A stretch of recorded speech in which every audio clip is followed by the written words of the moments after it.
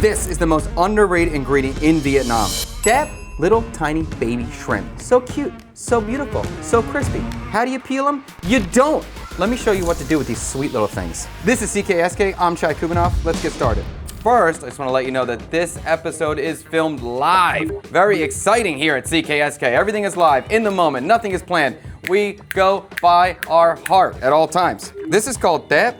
These are like little tiny shrimp. They're alive, they are kicking. I don't know how much longer they're gonna be alive, but they are alive at the moment. This is one of my favorite ingredients in Vietnam. I think this is the most underrated Vietnamese ingredient. These look exactly like what I would put in my fish tanks. Very cool. We always eat them with the shell on. The longer I've lived in Vietnam, the more attracted I am to smaller shrimp with the shell on. I think that's the best. And these are about $10 a kilo, $4 for this many. We're gonna make basically a bun sao little pancake or almost like a little shrimp fritter with these guys. So I got all my bun sao stuff here. Look at all the colors. Look at all the vibrancy. That's what we love about Vietnamese food. It's just insane how much herbs and greens are used. It's wonderful. By the way, when you hear me talking about this guy Tang, that's that guy over there. He's our producer, our cameraman, our Viet palette, Mr. Victory himself.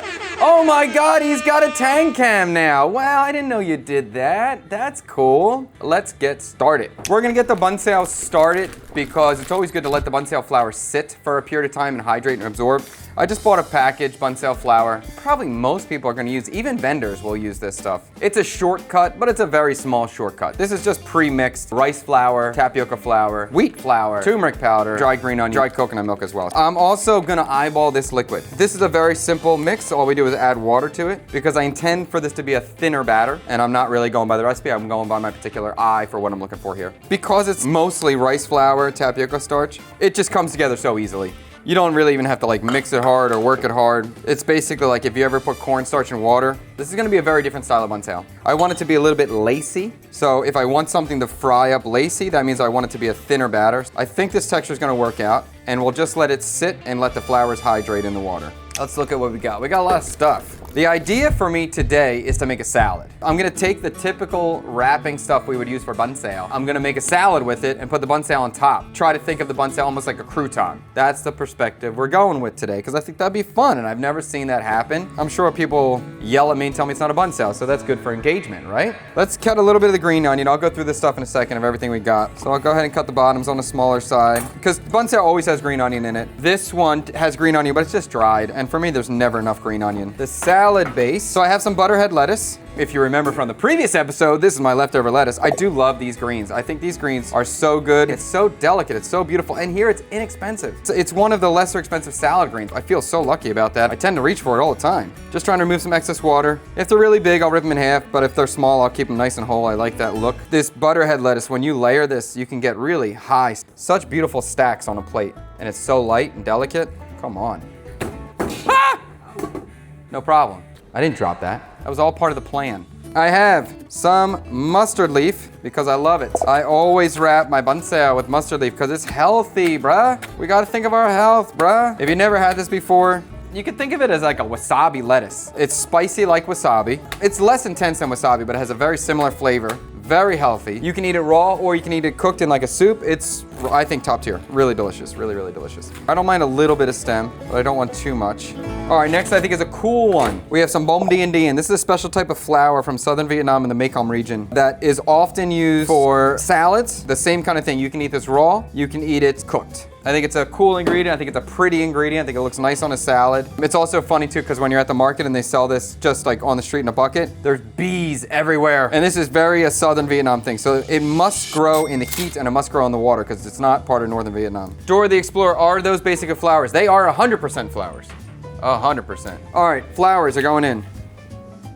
Next, a lot of times, 80% of the time, maybe even more than that, we're gonna see the bun sao served with a crap ton of bean sprouts on the inside. I've had bun sao a few times where they use shredded onion instead of bean sprouts, and I love it. So we're gonna use the onion as our bean sprout substitution, and we're just gonna slice these thin, throw them in ice water, and crisp them up, and we'll throw it with our salad too. The ice water just kind of reduces some of the aggressive bite of the onion, and it also makes the onion crispier. It's a very simple but good technique. Oh, we got someone walking in. It's a cyber daddy situation. It is a cyber daddy situation. What's up, bro? I've been eating light, losing weight. All right, that's good. Well, we're gonna kilo down. How many? Just one. Not just 1 kilo, but he's gone 1 kilo down, bro. Okay, so the onions are sitting in ice water now, and we're gonna stretch some Thai basil, throw that right into the mix. These purple pearl is gigantic, so I'm just gonna tear it. So these would be the typical herbs that we would use for banseo. I got some cilantro too. The cilantro, I'm just gonna tear it. I don't mind some stems in there, although maybe that was a little too much stem. Cool. I'm gonna go the cucumber. Sometimes people ask about like the bitterness of the cucumber, and you know, we got this wiping thing we do sometimes. I don't think that does much. The only thing I know is that when I cut it and it has a more opaque white color, I know it's gonna be bitter, and this has that sort of whiteness. So in that situation, when I face that, I just trim more. I trim more until I get to a more transparent. I'm gonna peel a little bit. I like the strip. Sometimes I like this. Even though it's a little old school, a little corny, I do like it. We'll cut down the middle. I'm gonna remove the seeds. Super thin on this. Okay, the carrots, I'm gonna go Chinese method for julienne. Basically, cut it on a bias, and then we'll just cut it really thin. This doesn't create a perfect julienne or fine julienne, but it's a fast julienne, and that's what we're going for today. All right, I'm gonna go with this much carrot. We're gonna throw this right on top of our bowl. Okay. Let's see what this mix looks like. Okay, I'm gonna mix it. Let's get our salad evenly distributed. I think we got a nice looking mix too. I like all the textures in here. As always, with this kind of thing, I'm just very delicate with my fingers. Oh, your hands are so feminine. I love it on my back. See? I don't want no beastly, gross man hands messing up salad greens. You gotta be delicate. I like the look. Colorful, crispy, texturally different, interesting. So I like that. In terms of a salad mix, I think that looks good. I'm happy with that. Okay, let's work on this dressing. I thought I had mayonnaise. In fact, I know I had mayonnaise. I can't find it. So we're gonna make a quick little mayonnaise. The idea was to kind of take the nuc jam, take the fish sauce dressing you would typically have with banseo, and just put a little mayonnaise in there and make it more of a dressing-y sort of thing. So we're gonna make right now basically a very light fish sauce mayo.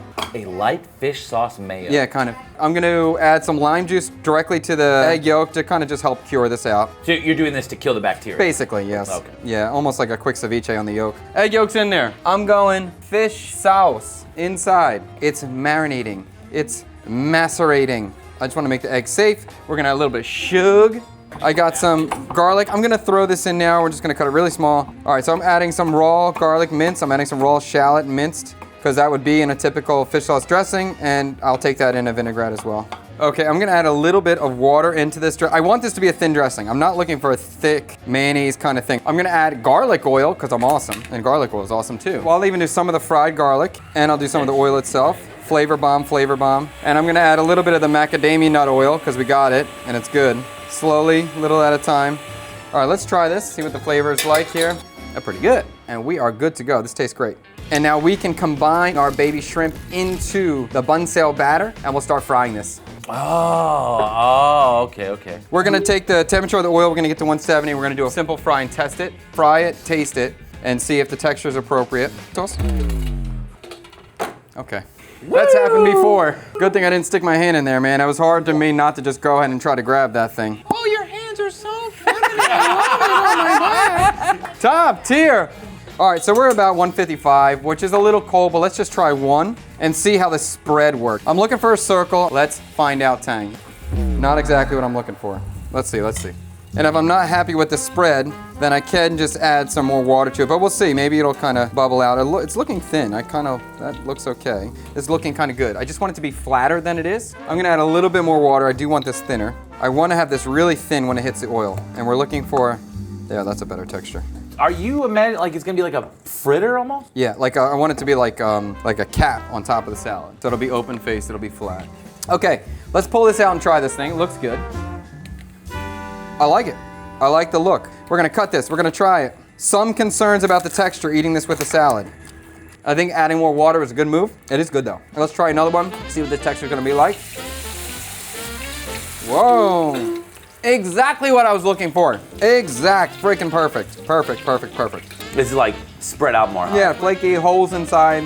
That's what I was looking for. I wanted to see that lace. And the earlier question about like learning from a food creator compared to going to culinary school or something. Here's where experience comes into play. Like a food creator doesn't have enough in-time experience, in my opinion, to understand food truly, to be working under pressure, and to know how food responds and reacts to water, moisture, fire, heat, all the different variables that you're gonna interact with. Where I knew that by adding more water, I'm gonna get a thinner batter, which will create more spread, purely by experience, by being in the moment, by having to solve problems in the moment of service. That previous experience over time allows me to get the result I'm looking for. This is what I wanted, exactly. I imagine that on top of a salad, amazing. Amazing. Good. Chef's killing it. All right, let's put this together. Anytime you're doing a dressing, you gotta think that this is going to be spread out and coating a lot of different ingredients. So the dressing should taste strong. It should be over seasoned. It should be over salted, over sugared, over sour, whatever flavors you're playing with at that time, because it's gonna get diluted with all the different ingredients it's gonna go on and dress. So you need to make it more powerful than you expect. And it's the same kind of thing too. If you feel like it's a little bland, you don't know what to do, just keep adding more. Just more salt, more sugar, more sour. Like turn the volume to 11. It will get better. All right, onions are strained, and you'll remember these are soaking in ice water. So they're gonna be super crispy, crunchy, not so strong in that aggressive onion flavor. I'm going to probably toss just one portion at a time so don't wilt the lettuce. Let's get our fry on. I'm gonna try to make these kind of big and thin. Here we go. We're gonna get that super crispy. All right, fry things going. Let's dress this salad. A little bit of the dressing, delicate, not too much. Delicate hands, tossing.